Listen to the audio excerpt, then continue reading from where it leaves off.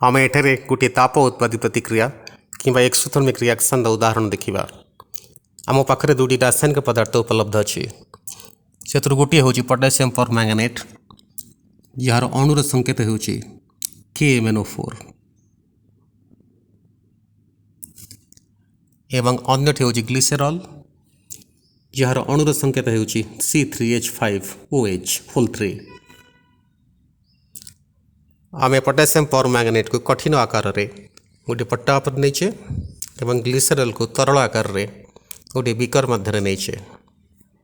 जिते potassium permanganate सहित ग्लिसेरॉल को मिसई दि जाए उभयों मध्य एक रासायनिक प्रतिक्रिया सूत्रपात हुए एवं अनेक गुड़िए उत्पाद सृष्टि हुए।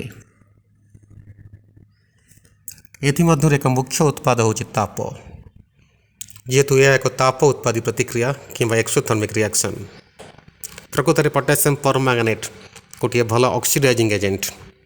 यह सहजरे ग्लिसरीन अणु को ऑक्सीडाइज करें कि ऑक्सीजन युक्त करें। यही ऑक्सीडेशन प्रक्रिया रे प्रचुर ताप निर्गत हुए जाफल पोटासियम परमैंगनेटर गुंड सब जली उठी निआर एक झलक सृष्टि करे।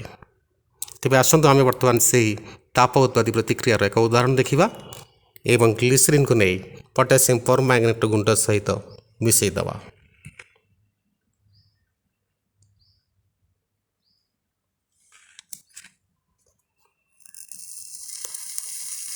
देखो प्रथम धूआं बाहर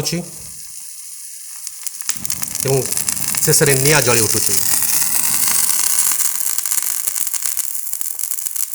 यार कारण आम बुझा जेहेतु एक ताप उत्पादी प्रतिक्रिया कि एक्सोथर्मिक रिएक्शन यही रासायनिक प्रतिक्रिया प्रचुर ताप उत्पन्न होउछि एवं परिशेष पोटासियम परमैंगनेटर गुंड सब जली उठी निआर एक झलक सृष्टि करुछि।